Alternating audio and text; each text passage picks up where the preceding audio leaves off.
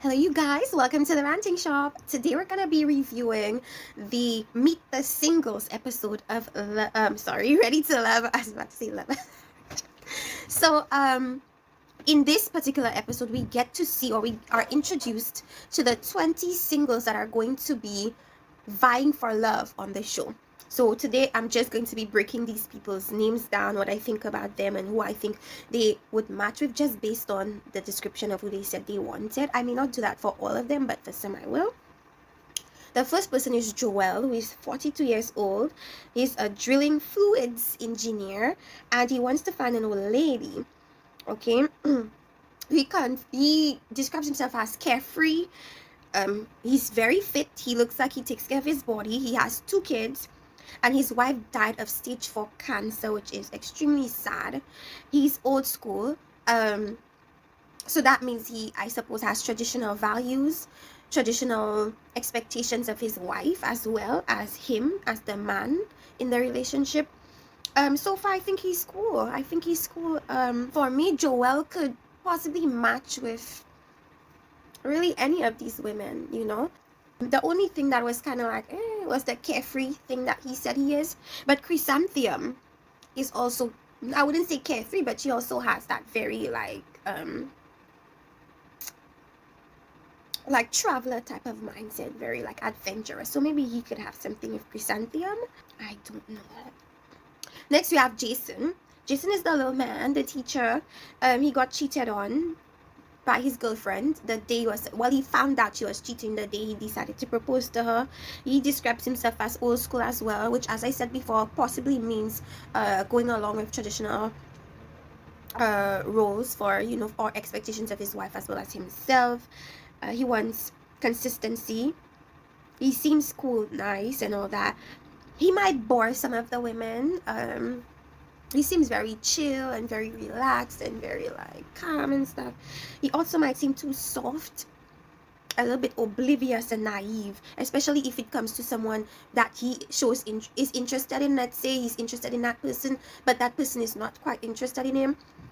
I don't know if he's gonna get the clues or see the red flags, you know, before he puts all his eggs in that basket. Kind of similar to Chris from the previous season, or who else can I liken this to? Well, mostly Chris, where he just singled in on Naya and that was that. I hope he doesn't do that. I don't see him very much in the previews, so I'm not sure. If you know the nature of Ready to Love, it's like every episode one person goes home. There's one, oh my god, one episode a male goes, one episode a female goes, and it alternates like that.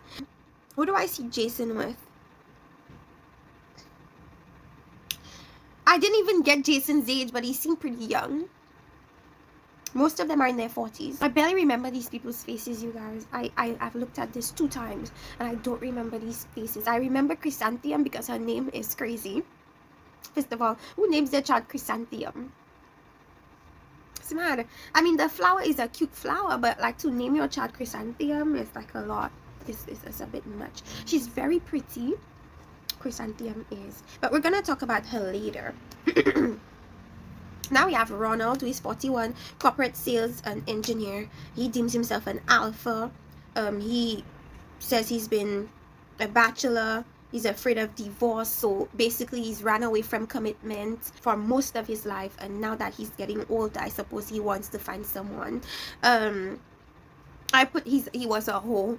Basically that's what it means when you're a bachelor. You're kind of a whole, like just going through women, not really wanting anything serious, but wanting your needs met sexually and stuff. That's what it is. I don't know, I find that most of these men that say they want something new or someone some to settle down, I feel like they don't really want that. I mean, it sounds good to say you want to settle down, but I don't think they really want that, because these are the men that often play around.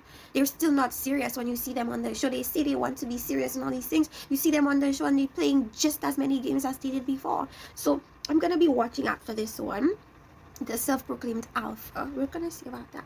Then we have Venetia. Her name is similar to my sister's name, Venetia, actually. She's a mom of 3. She's been single for 10 years. She stayed in a toxic relationship for 8 years. She said she was young and in love. She finally got the courage to set herself free from that. But that's a lot of baggage that she's bringing. All of these people are bringing baggage into the new relationship, especially so if they haven't worked on themselves and worked on the reasons why they're single. It's not a good look. So Venetia said that her past relationship, the man was controlling. He wanted to do everything, provide for the family, do this, do that. And I guess for a long time she felt like it was okay, and then now she just can't do it anymore. She seems nice. I don't know. Then we have Chrysanthia, who is 39 years old. She's a flight attendant. I put that her job might be holding her back because, you know, a flight attendant is not really very stable. They're constantly flying and going places. So for her, she would need to find a man that would be comfortable being alone for some periods of time, because she just simply would not be there all the time. And so for that, she would need a stable man. She would need a disciplined man. She would need a man that is committed to her and the relationship, or else it just wouldn't work. It wouldn't work very well, because what we know of men, a lot of them act as if sex is not that big of a deal, but for most men, sex is a huge deal. And if you're not like they're available sexually for them, that's what makes them go out to cheat. So for her, I'm thinking she's going to need a man that is disciplined and is into her and into the relationship, and not willing to mess it up just based on his selfish need for, you know, sexual gratification. We shall see. She's a bit of a free spirit and social butterfly, which I think would probably go well with Joelle, because Joelle also has that like carefree type of attitude, so to speak. But I don't know. So we have Alexis Fly Jones, who's 35 years old. She's a TV producer, married to a pastor. Felt like she was not like a big priority in her relationship, because for her husband, you know, devoted more of his time to the church as opposed to her. She said when she was sleeping late at night, church members would be calling, you know, asking to speak to pastor, and she just couldn't deal with that for too long, you know. So she has a kid, and she's ready to get something going as far as a relationship is concerned. I said that she may be too pushy or forward. You know, I've seen this show many times, and I find that the women that tend to seem more pushy and vocal tend to not be the ones picked, because I suppose men are like intimidated or turned off by women that seem too desperate or too hasty to be in a relationship, because they're thinking like, why are you rushing, like what are you trying to hide here? And then they're more cautious. So we're gonna be looking at for Alexis Fly Jones, honey. Then we have Stacy. Stacy's 39 years old. I put that she's pretty. She was married for 10 years to a pro basketball player. She has 3 children, 1 son who kept himself from going to college because I guess he wanted to be the man in the household and take care of her and the other younger children. She says she wants to be able to remove her cape and relax when she gets home, and that is very similar to what Winter said. If we remember Winter's last season of Readytolove, Winter said the same thing to Anthony. She was like, I do so much like for work and so on. I want to be able to come home and just relax and take off that cape and, you know, be feminine and, you know, all these types of things. And so we find that Stacy shares these sentiments. I hope things work out for her. She, to be honest with you, has the looks. I don't know what exactly is holding anything back for her. Maybe she's personally just a bit cautious, but she has the looks that most men love. Like, she looks like Puerto Rican, or if anything mixed, or Latina, and men seem to love that, you know, especially highly successful men that are high earners. They tend to like very beautiful women, and in their minds, beautiful women are light, thinner nose, straight natural hair, or curly or wavy hair, like, and she fits that, and she happened to be with this type of man. So we're gonna see what happens with Stacy. I'm sorry, I keep scratching my nose. I'm not pushing my finger in my nose, I'm just scratching my nose, okay? And we have Diedrich, 47 years old. He's a private chef, and he says people call him Fresh because that's the name of his business. He's been married twice. That's a big red flag. He's not the first one to have been married twice. There's somebody else. I don't know if I've already said their names, or they're coming later, but there's been a couple multiple married people here. Multiple marriage people? I don't know. So he has a 26-year-old and a 21-year-old daughter, and he won a 3-year-old grandchild, and he wants a boy. He wants a boy child, and he's in his mindset is like, if you don't want children, just the conversation just cannot go on. Like, he wants a kid, and that's that. He wants a boy. But the thing about it is, what men don't realize is, although women get pregnant and hold the baby until they're ready to come out, it's the male's genes that determine whether the child will be a boy or a girl. So if he wants a boy, he should be telling himself that he wants a boy, because a female cannot give you a boy. You know, it's like when you're making a cake, all the ingredients go into the pan before you put it in the oven. So some of these ingredients the men are responsible for, and the women cannot determine anything as far as gender and sex is concerned. That is to do with the man. So if he wants sons, he need to talk to himself about that, or talk about other things, because that makes no sense. He's been single for 2 years and he says he wants a teammate. So we're gonna see how that goes. We have Andrea. Andrea is 38. She's a flight attendant. She said she was very reluctant to tell us how long she's been single for. She's been single, she said, since 2004. And right now it's 2021. So she's been single for like 17 years.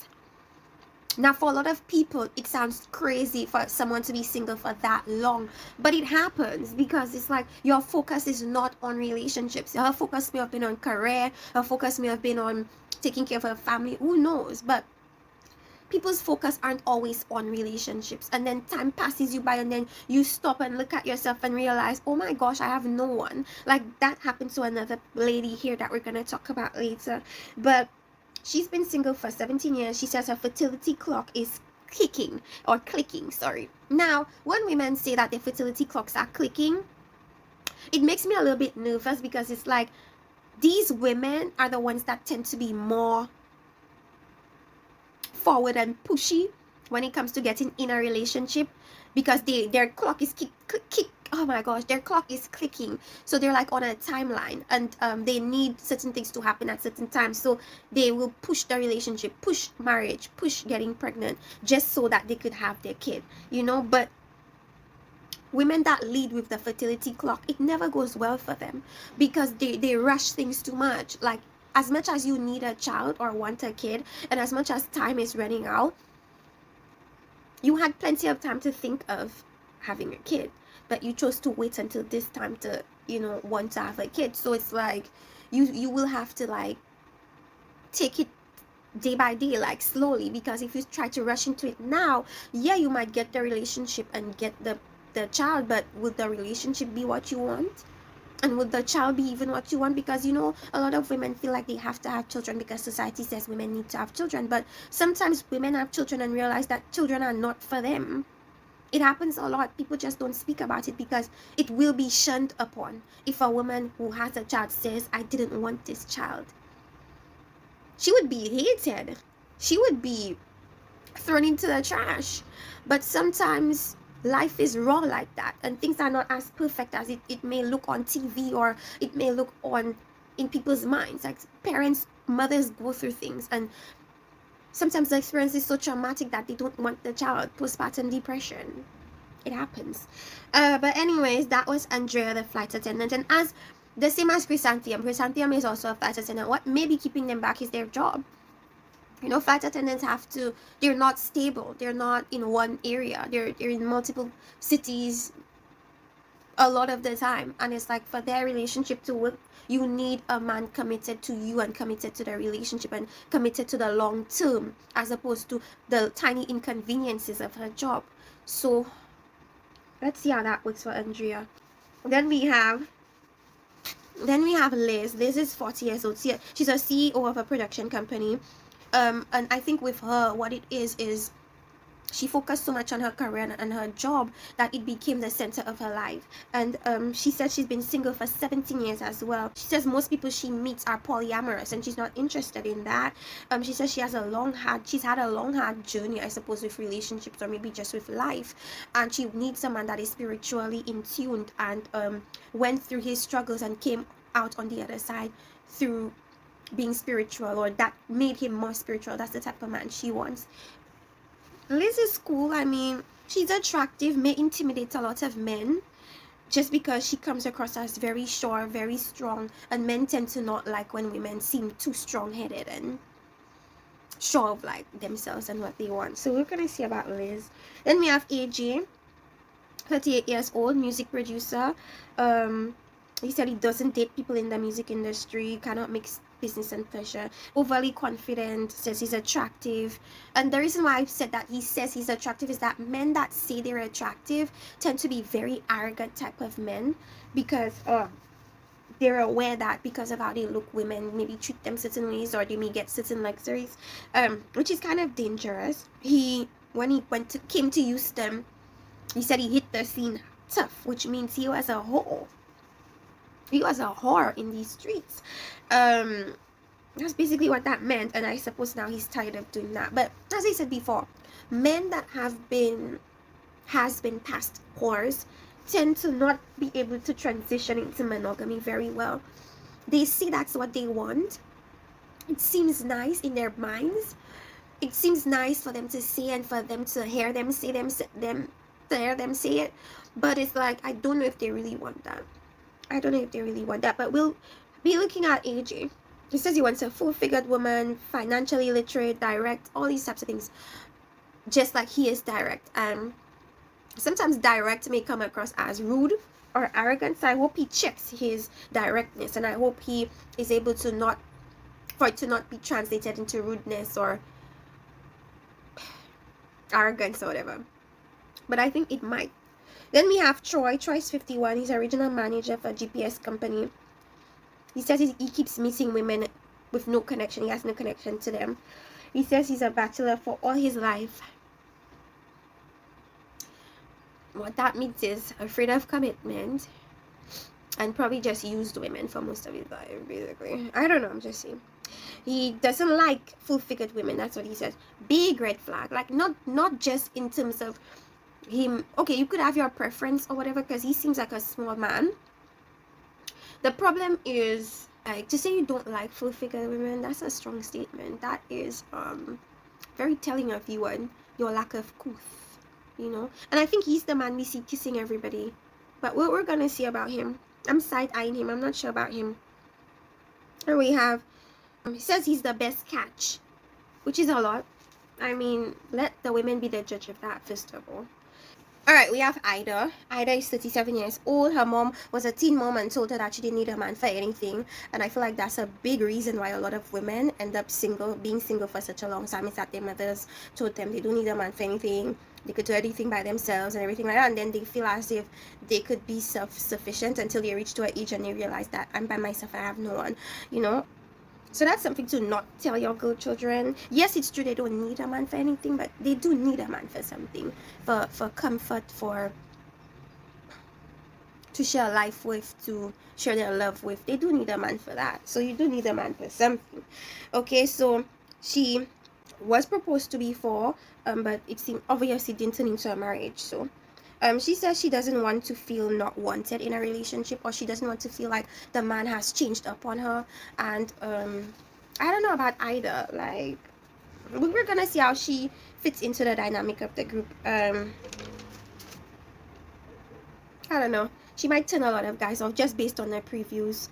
But anyways, we're moving into Tressa. Tressa is a comedian, very full-figured woman, big boobies, big large hips, very curvy. A lot of men are gonna be attracted to that. She was married at 19 years old, and she was the man of their house. Like, that's the thing when you marry young. Like, some men don't even know themselves yet. They don't even know their roles yet. And so she took that role on for a good bit of time until she realized that that's not what she wanted. And she says she's been attracted to a lot of homosexuals, and hobo meaning guys that have no homes and want to just be with her to, like, use her for what she has, whether it be a house, whether it be TV, whether it be whatever it is. She says she wants to be like Jay-Z and Beyonce. That's a big red flag, miss, because Jay-Z and Beyonce is not the ideal couple. Jay-Z cheated on her multiple times and she chose to stay. Who knows if he's still cheating on her? Everything that glitters is not gold. Have you listened to her album? Like, okay, that's not the couple to be looking up to. Why don't you say Michelle and Barack Obama? That's a better fit. We didn't hear anything about infidelities from them. Not saying that they didn't have any marital issues, but infidelity wasn't one of them, I think. Now we have Christian. Christian is 36. He's a mailman. Reminds me a little bit of Coffee from that own show. I forgot the name of it. he looks really dusty. I don't know, maybe it's the gray in his beard, the gray in his hair. He just looks very dusty. I'm not saying that he's a dusty man in terms of money or anything like that. He just looks really dusty. I don't know. So he says people are infatuated with mailmen. Not that I know of, but okay, maybe in the past, but now I don't know about that. He said when he was younger he just wanted to have fun, so he was basically using women for a lot of his life. He used to be an alcoholic, and I put, in the Caribbean, particularly in Saint Lucia, we say warmier. A warmier is a person that like drinks a lot of alcohol, excessive alcohol, basically an alcoholic. So what I put was he was an ex-warmier. Okay, he liked alcohol. He said like one time like he was stopped by the police and he didn't even know, like he wasn't even awake, he doesn't even remember anything, and from that point he decided that he needed to go to rehab. So I hope he doesn't drink anymore, because then we have the 41-year-old teacher Khalil. Now Khalil says he got into a near-death experience and that made him want to live his life to the fullest, I suppose. And so he decided to do that by getting married in a point in his life when he was very vulnerable and probably not in the right state of mind to make that type of decision in hindsight. So he got married, moved to London. I suppose it was hard for him because London is not where he's from. Like he had difficulty with settling there, starting his life there. So he annulled the marriage. He loves smart, intellectual women, dark-skinned women, curvy. Like, he said Lauryn Hill and Erykah Badu mix. So we're going to see what happens with Mr. Khalil. Amber is 31 years old, criminal attorney, has a hard exterior. She's a Taurus. You could tell Tauruses are really cute. They're really cute and very stubborn people. I wouldn't even say it's stubborn. It's more so strong-minded. It's more so when you are so sure of something that nobody can convince you otherwise. Like, unless you provide hard evidence and proof, I'm not about to change my stance on something that I'm passionate about, Before she used to be stubborn, she had a wall up, and I could like relate to that, because for me, if anybody looks at me, it's like, what? That's not happening, just move along, but she says now she is open. So we're gonna see about Miss Amber, Miss 31-year-old. She's the youngest one, I believe, and I also think she's the shortest one, but we're gonna see Miss Criminal Attorney. One thing I could say about Amber is she's not gonna mince her words, and she's not gonna hide her emotions or feelings about something. Okay, so here's that. Then we have David, who's 44 years old. David is a real estate agent. He said he also officiates weddings. He has been married twice. So David and Diedrich have been married twice. He said he married the first time very young. He didn't know what he was doing, messed up the marriage. Maybe he cheated, who knows? It's probably that he cheated. I don't know. He has 4 kids, He married a second time and he said, in hindsight, it was the wrong person. Now he's picky because he's been married 2 times unsuccessfully. So I'm expecting him to be picky, because you clearly are not good at choosing lifelong partners, sir. So we're gonna see what you do here. He broke down about his parents not like being married still, and I don't know. We're gonna see about Mr. David. Then we have Keeper or Kerper, 34 years old, attorney. She says she's ratchet and classy. Her last relationship was a college sweetheart.